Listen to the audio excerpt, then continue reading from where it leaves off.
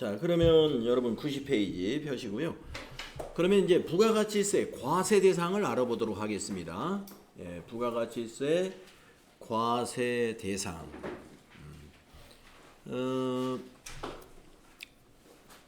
재화의 공급이나 용역의 공급에 과세가 된다 그랬단 말이에요. 그러면 이제 크게 나누어서 재화의 공급에 과세되는 거, 그 다음에 용역의 공급에 과세되는 거, 그 다음에 또 뭐가 있었냐면은 수입하는 경우에 과세가 된다 그랬단 말이에요. 소비지국 과세 원칙이니까. 예, 소비지국 과세 원칙이니까. 그래서 재화, 그 다음에 용역, 그 다음에 수입으로 나누어서 정리를 해보겠습니다. 자, 그러면은 재화의 공급의 개념을 보면은 재화의 정의, 즉 과세가 되는 이 부가가치세가 과세되는 재화는 물건, 유체물과 무체물, 그 다음에 권리에 대하여 과세한다는 거죠. 그러면 우리가 물건이라고 하는 재화의 유체물에 해당되는 건 예를 들면 상품, 제품, 원료, 기계, 건물 이런 것 등을 우리가 유체물이라고 하고, 무체물이라고 한다면은 전기나 가스나 열 이러한 자연력을 포함해서 이런 것은 무체물에 해당되는 재화라는 거죠. 그래서 우리가 전기에도 부가세가 붙고 도시가스 여기에도 부가세가 붙죠. 그다음에 이제 태양열 뭐 이런 것도 부가가치세가 붙습니다. 그 다음에 권리로서 광업권이다, 특허권이다, 저작권이다 하는 이런 무형적인 자산들이 있죠. 이것도 재화에 포함이 된다. 무형적인 재산 가치가 있는 것들 이런 것도 재화에 포함이 됩니다. 그래서 여기에 해당되는 것을 우리가 공급했다 하는 것을 우리는 부가가치세에서 재화의 공급으로 본다는 것이죠.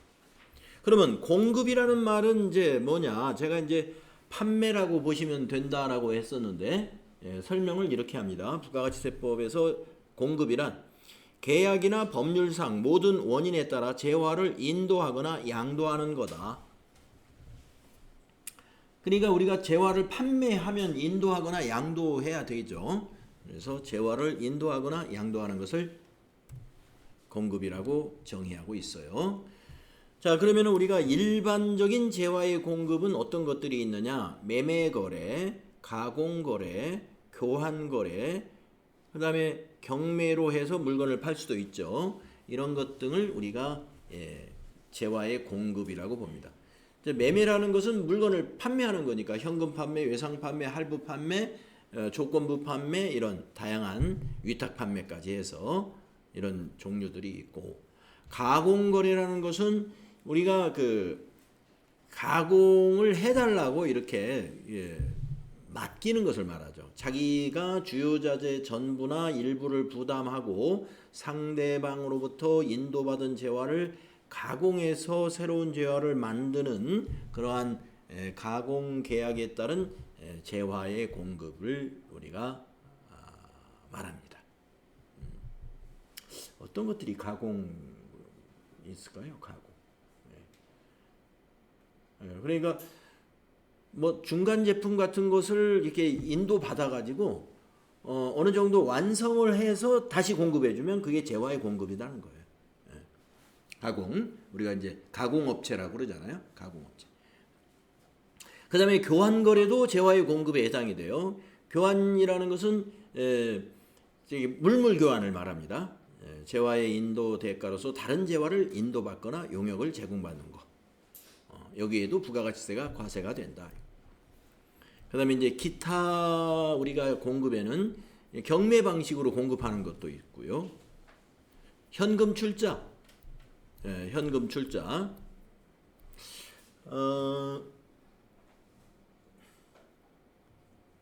자, 경매라는 건 이제 아시죠? 처음에 뭐 10,000원부터 시작해가지고 이렇게 높은 가격을 최고가 경매를 한다든가 이런 방식으로 판매가 일어나는 것도 있고, 수용이라고 하는 것은 이제 만약에 뭐 어느 지역에 자이 아파트에서 그 무슨 건설 GS 건설인가요? 그 GS 건설 같은 회사에서 여기를 주택지로 승인 받아 가지고 대규모 아파트 단지를 건설하려고 그래요. 근데 거기에 우리 거기 돼지 축사가 있었어요. 그러면 이제 그거를 그 건설회사에서 사잖아요.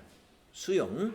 예. 그럼 축사가 건물이란 말이에요. 그러면 그 건물을 GS 건설이 1억 원에 사겠다.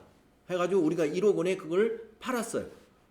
나는 판 게 아니라 난 그 걔네들이 우리 거를 수용했는데 그건 판매로 본다 이거예요.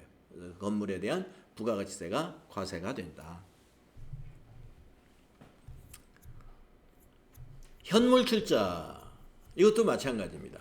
현물, 건물이라고 생각하면 돼요. 건물로 출자를 했다 이거예요. 건물로. 그러니까 이제 출자라는 건 이제 건물을 주고 주식을 받았다는 얘기죠. 그러면 그 건물은 돈은 안 받았지만 주식으로 받았잖아요. 판매한 거예요. 그래서 여기에도 그 건물에 대한 부가가치세를 납부해야 된다. 예, 경매, 수용, 현물 출자 이런 다양한 형태의 재화의 공급이 존재한다는 거고요. 그 다음에 이제 우리가 재화의 공급에는 아주 특수한 형태가 있어요. 특수한 형태. 첫째, 자가 공급인데 과세가 되는 게 있어요. 자가 공급이라는 것은 자기가 자기에게 공급한 것으로 보고 부가세를 과세한다는 것이거든요. 자, 그러면 자가 공급에 세 가지 유형이 있는데 첫 번째 면세 사업 전용이라고 되어 있네요. 면세 사업 전용.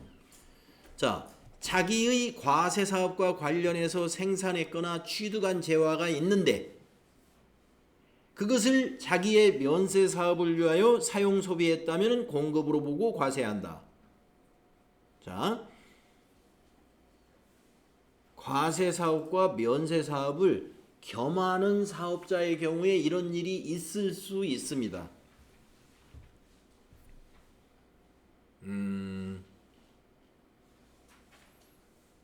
이런 일이 있을 수 있어요.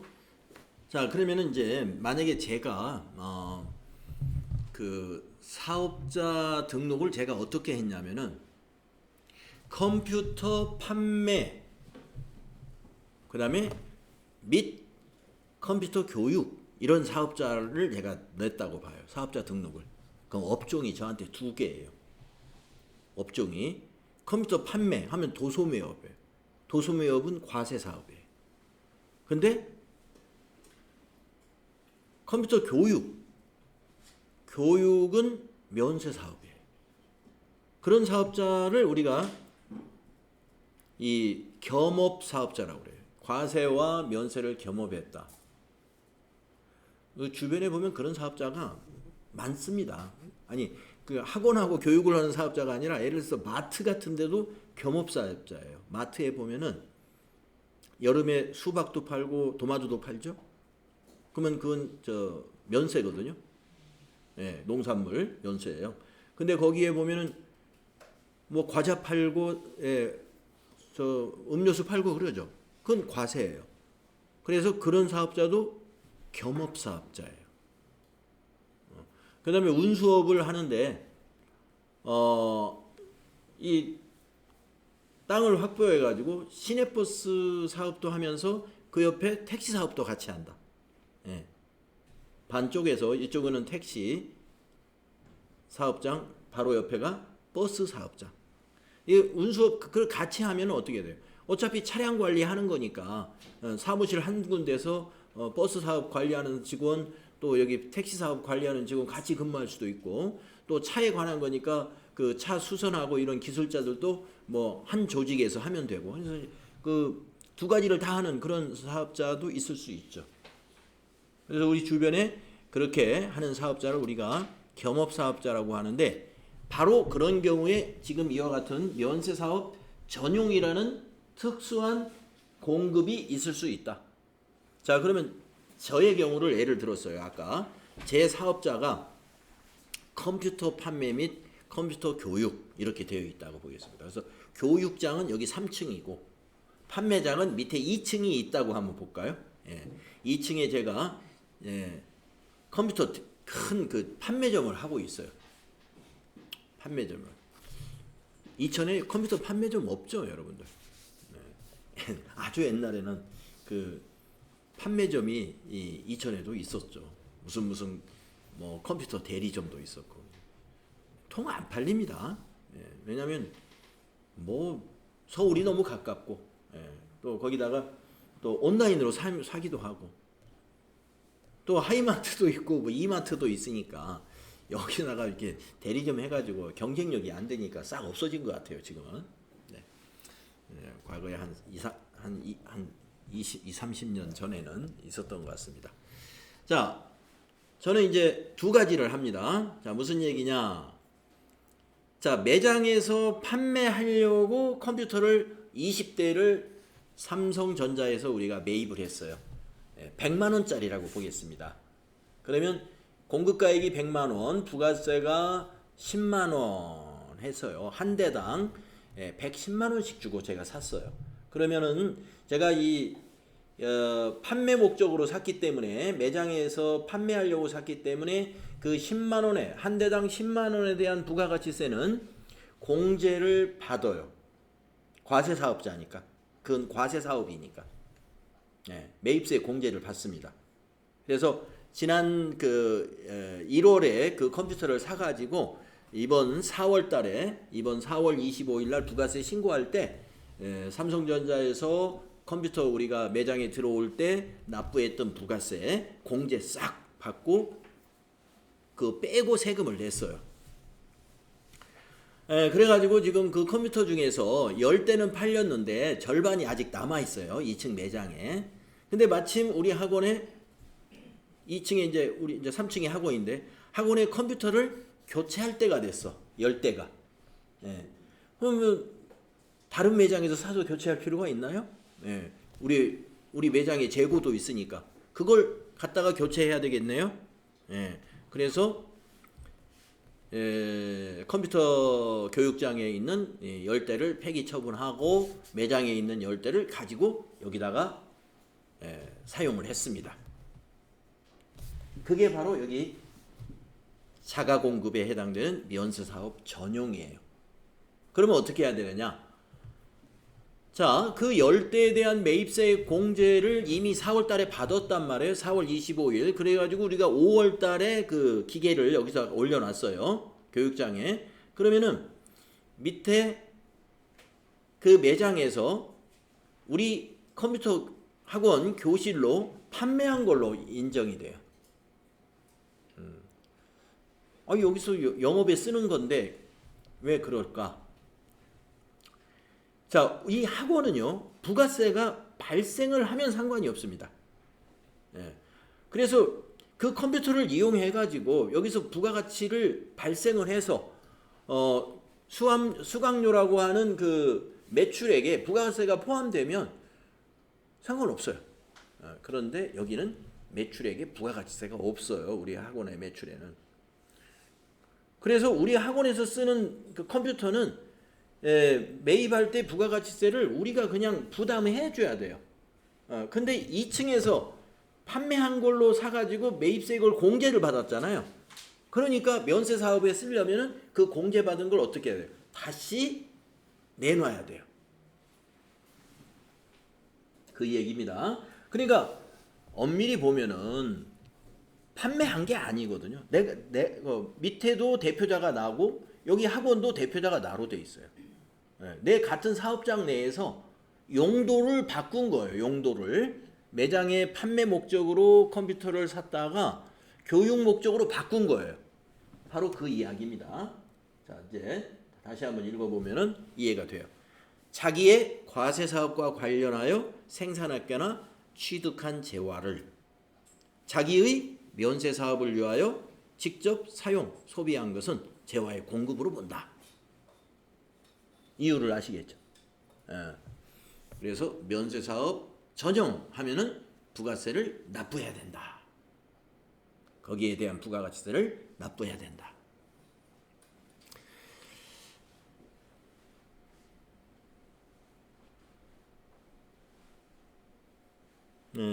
자, 면세 사업 전형이 그거고요. 자, 두 번째.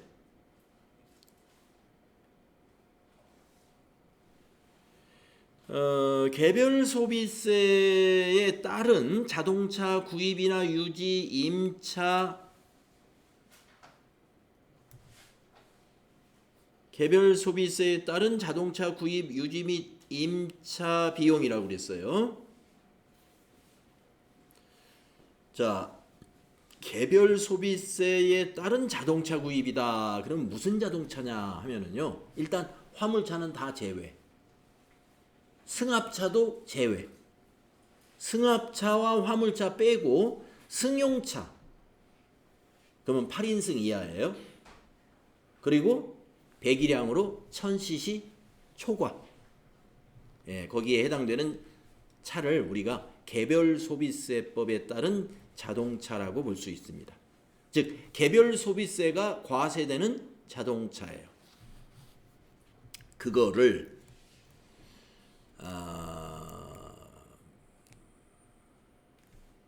거기에 대한 얘기인데, 자, 요거 설명 한번 보세요.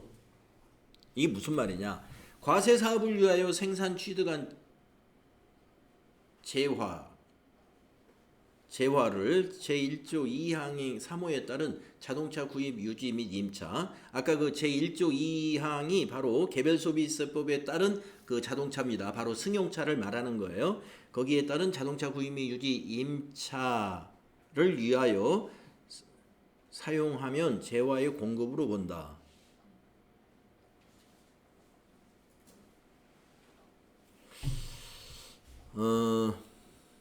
자, 이게 좀 여러분 이해가 잘 되실런지 모르겠는데, 자, 이것도 이 과세 사업을 위해서 취득한 승용차라고 생각하세요. 이게 예. 과세 사업을 위하여 취득한 승용차. 예. 이거를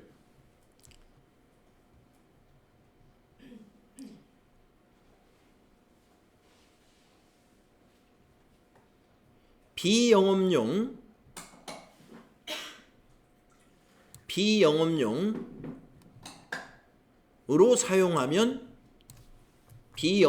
사용하면 재화의 공급으로 본다. 자, 비영업용으로 사용하면 그 얘기입니다. 비영업용으로 사용하면. 자, 개별 소비세 과세되는 자동차를 영업용으로 샀어요. 영업용으로. 자, 그러면 개별 소비세 과세되는 승용차를 영업용으로 사는 회사는 어떤 업종이냐? 자동차 매매업, 그 다음에 렌트카 회사, 자동차 임대업, 그 다음에 자동차 운전학원. 이 정도가 되겠죠. 승용차를 가지고 영업을 하는 업종을 우선 우리가 생각해 보자는 겁니다. 승용차 가지고 영업을 하는 업종이 뭐가 있을까요? 승용차 매매업. 사가지고 되파는 사람들. 예, 매매업. 그 다음에 택시가 승용차 가지고 영업을 하잖아요. 운수업. 그 다음에 렌트카 회사 또 승용차 가지고 임차 사업 하잖아요. 자, 이러한 사업자가 영업을 목적으로 승용차를 샀어요. 근데 이거를 영업에 안 쓰고 어디에 써요? 비영업용 승용차로 사용하면 이 말입니다. 그러면 공급으로 보고 부가세를 낸다. 자, 소나타 2천만 원짜리를 렌트 사업용으로 샀어요. 그러면 그거는 이제 임차용으로 영업을 해야 되는 거예요. 그런데 렌트 사업용으로 안 쓰고, 그러면 2천만 원짜리 소나타를 샀으면 부가세는 200만 원이었겠죠. 그래서 렌트용으로 샀기 때문에 200만 원을 부가세를 면제받아요. 즉 공제받아요. 그 사람은 사업자니까. 이제 공제를 딱 받고 그 승용차를 어디에 썼냐면 자기 가족, 아들이라든가 자녀, 딸이라든가, 우리 아들이나 딸이 집에서 저기 멀리 천안으로 학교를 다니는데 거기 방을 얻어주지 않고 그냥 천안으로 이거 승용차 가지고 출퇴근해라. 아니죠. 통학을 해라 해서 차를 한 대 사준 그걸로 준 거예요. 그러면 그거 렌트용이 아니라 자가용이잖아요. 그게 바로 이런 데에 해당이 되는 거예요. 그러면 왜 그 사장님은 그렇게 해서 했을까요? 그렇게 하면 부가세 200만 원 세이브가 돼요.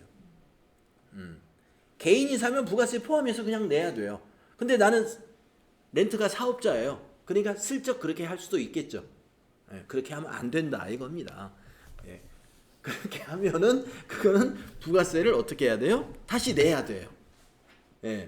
공제 받은 것을 다시 처음에는 내가 사업하려고 샀었어. 근데 내가 우리 가족의 그런 이유가 발생해 가지고 그걸 그렇게 비영업용으로 쓰게 됐네요. 그러면 공급으로 보고 다음 과세 기간에 부가세를 신고해서 내라 이런 얘기입니다. 좀 발견하기 어려운 내용이에요. 그러니까 그런 것을 이렇게 세무조사라든가 이런 걸 하지 않으면 쉽지는 않아요. 아니면 내부 고발자가 누가 있다든가 이러면 몰라도. 자, 그래서 아주 특수한 재화공급, 특수한 경우입니다. 렌트카 회사만 그러는 게 아니에요. 택시, 그 운수업도 그럴 수가 있고, 운전학원도 그럴 수가 있는 점입니다. 운전학원을 하고 있는 학원 그 원장님, 사장님이 우리 집에 승용차도 한 대 필요해. 그러면은 운전 교육용으로 승용차를 일단 사. 그럼 부가세 공제 받아요. 여러분 제가 아까 학원은 면세 사업자라고 그랬죠. 그런데 학원 중에서 과세 업종이 딱 두 개가 있어요. 운전학원하고 무도학원하고 이 두 곳은 과세 교육입니다. 교육 서비스 중에 과세에 해당이 돼요. 운전학원이 있죠. 지금 거기는 과세고요. 그 다음에 무도학원이라는 것은 아이들 무용학원이 아니고 성인들 춤을 가리키는 학원이 무도학원이라고 하는데 거기는 과세 사업자예요. 자, 그 다음에 또 자가공급에 뭐가 있느냐? 타사업장 반출. 이건 아마 여러분들 이해가 쉬울 거예요.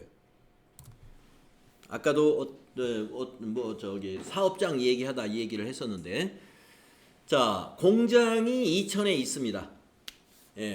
공장이 옷을 만드는 공장은 이천에 있고 매장은 아무래도 이천에서는 팔기가 어려우니까 매장은 서울에다가 직매장을 만들었어요. 그러면 이천에서 옷을 만들어 가지고 그것을 서울로 운반해야 되죠. 그것은 타사업장 반출로 공급이다 이거예요. 그래서 공장도 부가가치세를 매출로 납부해야 되고요. 그 다음에 서울에서 판매를 할 때 그것도 매출로 잡고 부가가치세를 납부해야 됩니다. 타사업장 반출. 자, 사업장이 둘 이상인 사업자가 자기의 사업과 관련하여 생산 또는 취득한 재화를 판매할 목적으로 자기의 다른 사업장에 반출하는 것은 재화의 공급으로 봐야 된다. 그래서 제조업의 경우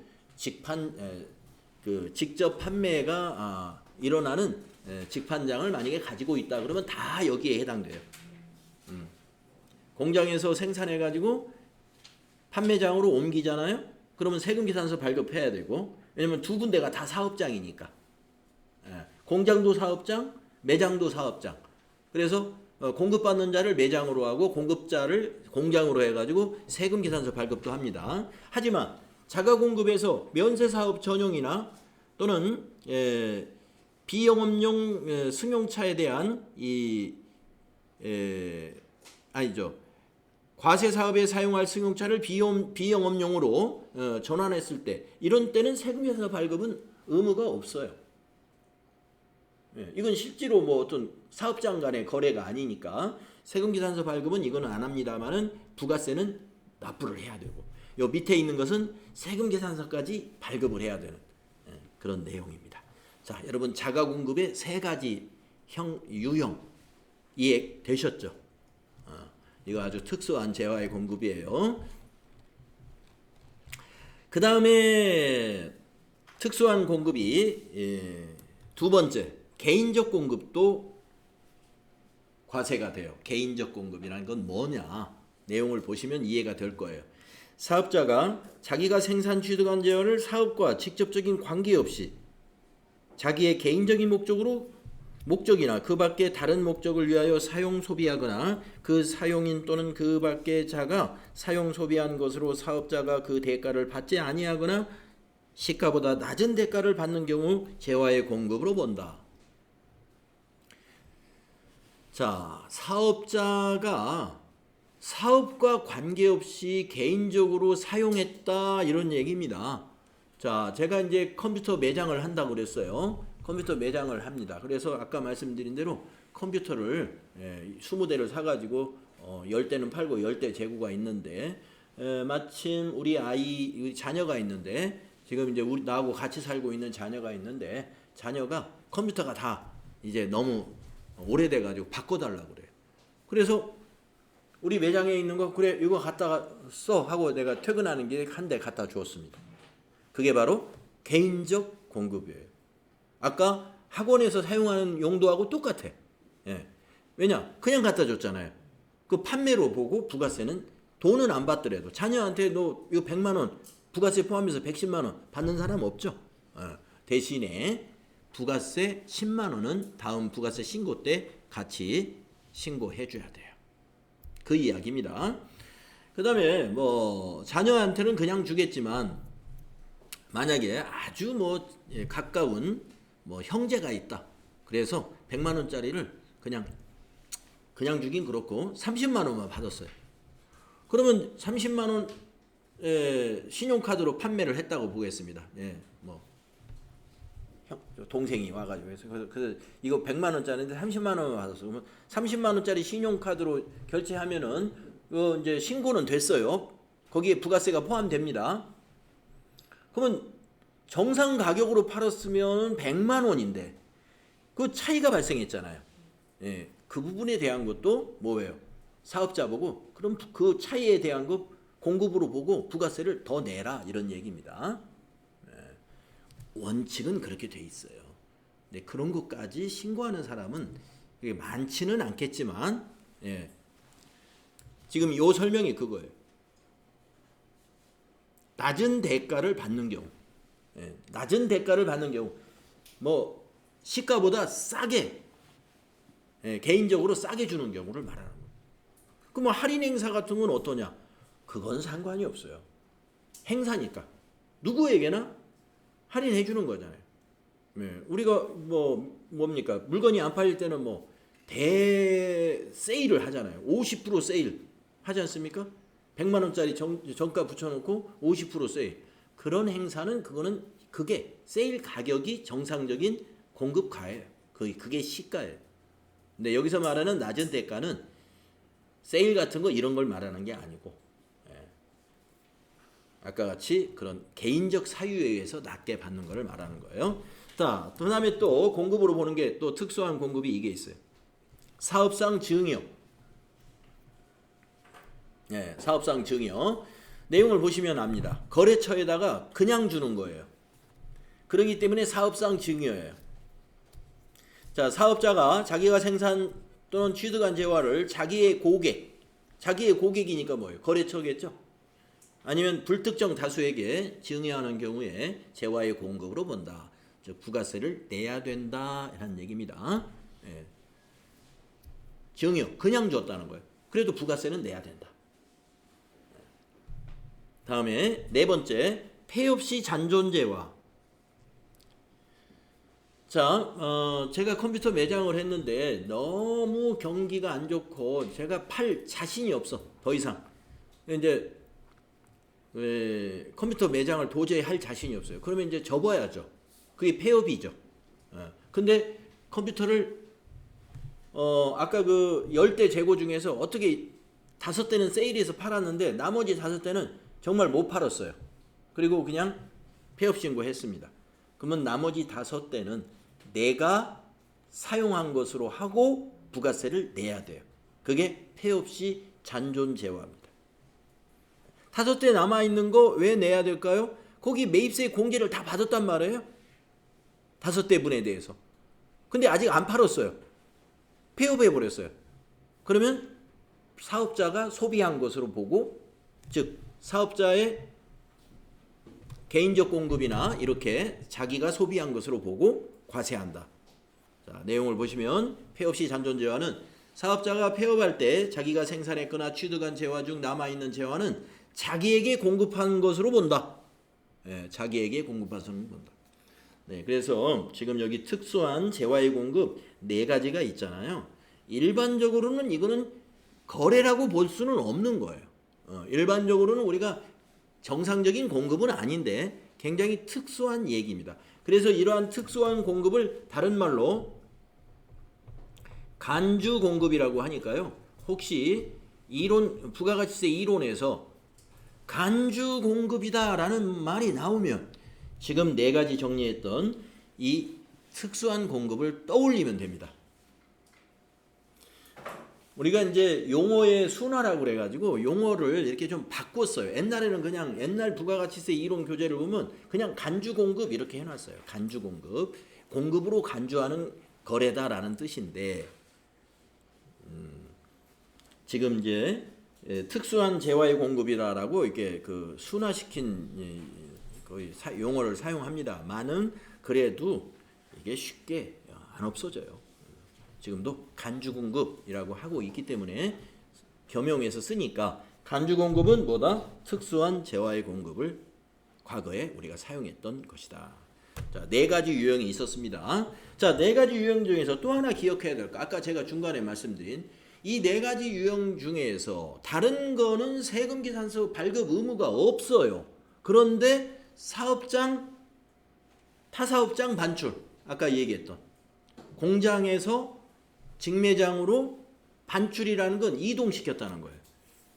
그것은 세금계산서도 발급해야 될 의무가 있다. 그러나 사업상 증여, 개인적 공급, 폐업 시 잔존재화 이런 건 세금계산서 발급하는 게 아니에요. 네. 그리고 그 면세사업 전용이나 영업용 승용차를 비영업용으로 사용하는 거 이런 것들에 대해서는 세금계산서 발급 의무가 없는 것이다. 이것까지 같이 정리하겠습니다. 자, 이것이 재화의 공급이에요. 자, 근데 한 줄 더 남았네. 자, 공급인 것 같지만 공급으로 보지 않는 경우가 있다는 건데요. 1. 질권, 저당권, 양도, 담보 목적으로 제공하는 것. 질권, 저당권 또는 양도, 담보 목적으로 동산이나 부동산의 권리를 제공한다. 자, 동산 하면은 상품 이런 것들이 동산이에요. 예, 상품을 담보로 제공했어요. 부동산 하면 건물 같은 거죠. 건물을 담보로 제공했어요. 그것은 공급이 아니다 이거죠. 왜냐하면 담보라는 것은 어떤 의무를 이행하겠다고 하는, 이행하지 않으면 내가 이거를 포기하겠어 하는 그런 거예요. 그걸 이행하면 다시 찾아오는 거기 때문에 거기에는 아직 확정되지 않은 거니까 부가세를 과세할 수가 없죠. 그 다음 2번째, 사업에 관한 모든 권리와 의무를 포괄적으로 승계하는 사업의 양도. 사업의 양도.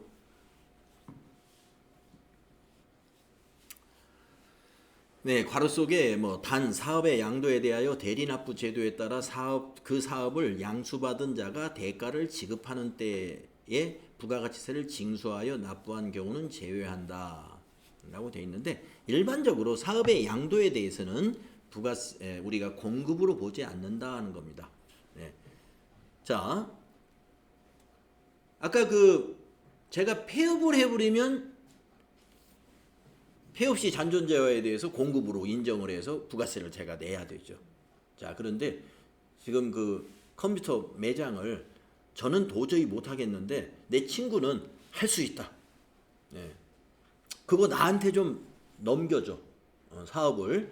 그래서 제가 거기 보증금 뭐 보증금이 1억이다. 그러면 1억 네가 이제 인수하고 받고 여기 컴퓨터 5대 원가에 내가 줄게. 주고 다 이렇게 넘겼어요. 그러면 내 친구가 그 사업장을 받아가지고 팔면 부가세 신고 일어나잖아요. 그러니까 사업의 양도에 대해서 내가 부가세 납부할 것은 없다 이런 얘기입니다. 왜냐하면은 내가 납부해야 될 의무를 양수자가 다 인계받은 거예요. 그래서 사업에 관한 모든 권리와 의무를 포괄적으로 승계하는 이 사업의 양도, 전세 보증금도 물려받고 거기 있는 재고도 물려받고 한 이러한 사업의 양도에 대해서는 부가세가 없다는 것입니다. 다음에 조세물납도 부가세가 없다. 재화의 공급으로 보지 않는다. 자, 재화의 공급으로 보지 않는다 이 말은 부가세를 과세하지 않는다로 연결시켜서 여러분이 이해하시면 됩니다. 조세는 세금을 가리키는 용어예요. 조세, 세금, 물납, 물건으로 납부했다. 물품으로 납부했다. 자, 조세물납이 인정되는 세금이 부가가치세는 조세물납이 인정이 안 돼요. 부가가치세는. 그러지만 지금 여기서 말하는 조세물납은 꼭 세금을 부가가치세를 물건으로 납부했다는 말이 아니라 예를 들면 상속세, 증여세 이런 것입니다. 상속세 물납이 인정이 돼요. 물납이 인정이 되는데 그게 무슨 말이냐 하면은 가령 이제 상속을 받았어요. 직계 존속으로부터 부모님으로부터 건물 2개를 상속을 받았어요. 근데 나는 현금이 하나도 없어. 통장에 현금이 없는 사람이야. 근데 건물 2개가 하나가 5억짜리, 하나 5억짜리, 2개 합쳐서 10억인데 상속세가 5억이 나왔어요. 상속세 5억이. 그러면 한 건물 2개 중에서 하나는 세금으로 내야 되는데 안 팔려 이게. 뭐 부동산이라는 게 시세가 5억이라고 그래서 오늘 딱 내놓으면 그날 팍 누가 사겠다고 바로 나오는 게 아니죠. 그럴 때 조세물납이 가능합니다. 세무서에 가가지고 담당자 가가지고 내가 세금을 내야 되는데 돈이 없어. 그런데 지금 요 건물이 시가가 5억이에요. 나 이거 상속세로 내겠다. 받아줘요. 그러한 것을 우리가 조세물납이라고 합니다. 근데 그러면은 그 5억에 대해서 부가세 5천만 원, 부가세까지 너 신고를 해야 되냐? 안 해도 된다 이겁니다. 아까 출자, 현물 출자라는 것은 일반적인 공급에서 나왔어요. 현물 출자. 현물 출자는 부가세 내야 돼요. 그 건물을 어디에다 출자하고, 즉 법인에다 출자하고 주식으로 받잖아요. 그러면 그 건물이 5억 원이면 부가세 5천만 원 신고해서 납부해야 됩니다. 하지만 세금으로 냈을 때는 부가세는 없다 하는 거예요. 공급으로 보지 않는다. 자, 공급으로 보지 않는 경우 세 가지를 담보 제공, 사업의 양도, 조세물납 이런 것은 우리가 공급이지만 공급으로 보지 않는다라는 얘기입니다. 그 다음에 밑에 또 뭐가 잔뜩 있네요. 자, 다음의 것은 개인적 공급으로 보지 않는다. 아까 그 개인적 공급이라는 것이 있었죠. 저기 뭐 자녀에게 컴퓨터를 그냥 자기 상품을 줬다든가 이런 것들이 이제 개인적 공급인데요. 개인적 공급으로 보지 않는 경우가 뭐가 있는지 한번 봅시다. 자기의 다른 사업장의 원료 자재 등으로 사용하는 거, 원료로 쓰려고 가지고 왔어요. 그럼 거기 가서 또 생산하는 거잖아요. 판매가 아니고. 이건 개인적 공급 또는 반출이 아니에요. 다음에 자기 사업장의 기술 개발을 위해서 시험용으로 소비했어요. 시험용으로. 시험용, 실험, 테스트하는데.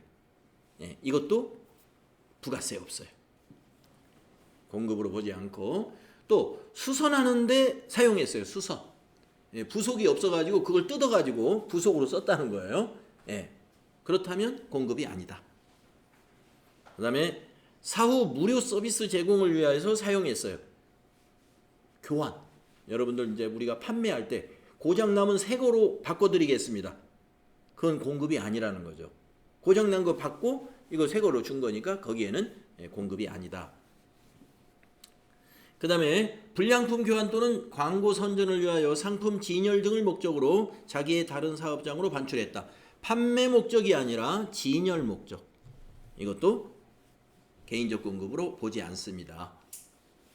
그 다음에 실비 변상적으로 복리후생적인 목적으로 그 사용인에게 대가를 받지 아니하거나 시가보다 낮은 대가를 받고 제공하는 것. 사용인이라는 건 종업원이네요. 종업원. 자, 종업원들에게 복리후생 목적으로 이렇게 주는 경우 많이 있습니다. 복리후생 목적으로.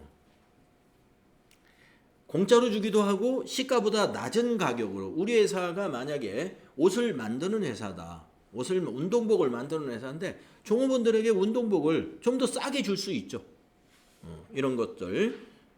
자, 가로 열고 예를 들어서 작업복, 작업모, 작업화, 직장 연예 및 직장 문화 관련 재화.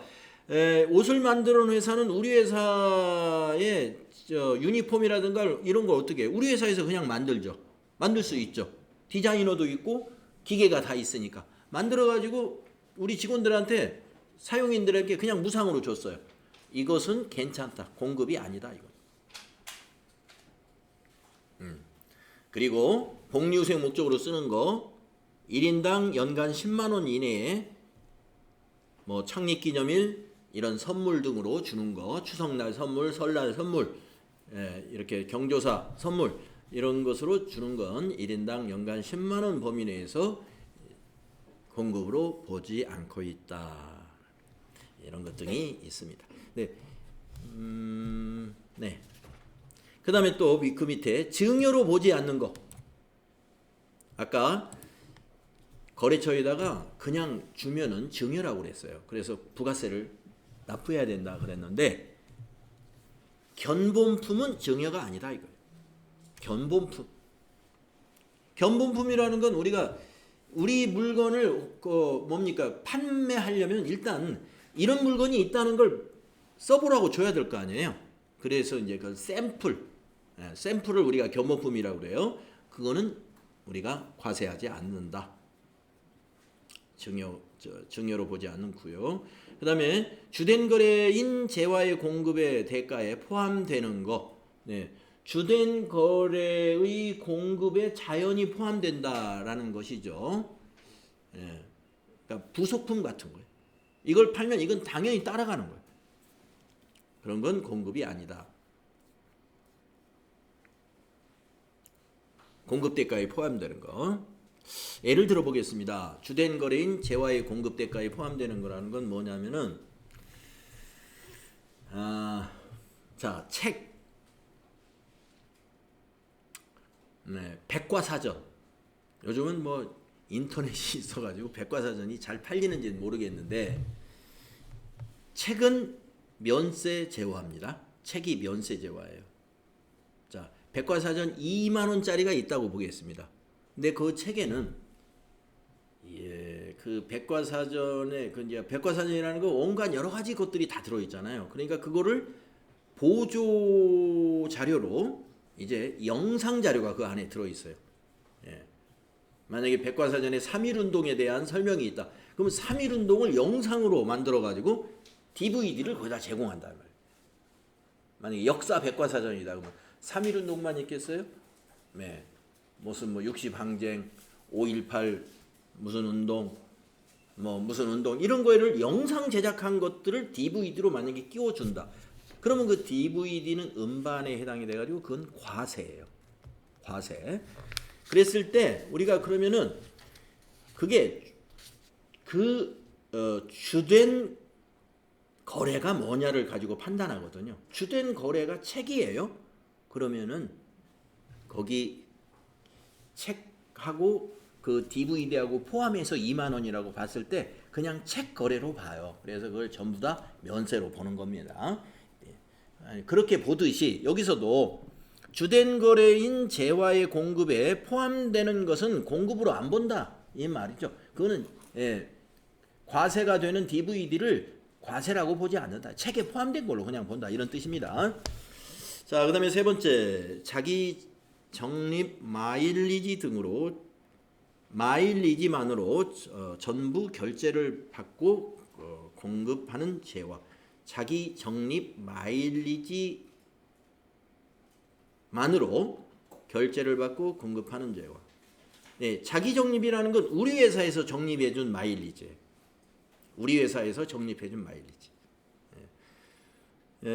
다른 어떤 상품권을 가지고 결제를 했다. 이런 것은 이제 그거는 현금 거래나 똑같이 해당이 되는데 그거는 이제 부가세가 있어요. 한데 우리 회사에서 적립시킨 마일리지로 결제한 것은 부가세, 즉 공급으로 보지 않는다.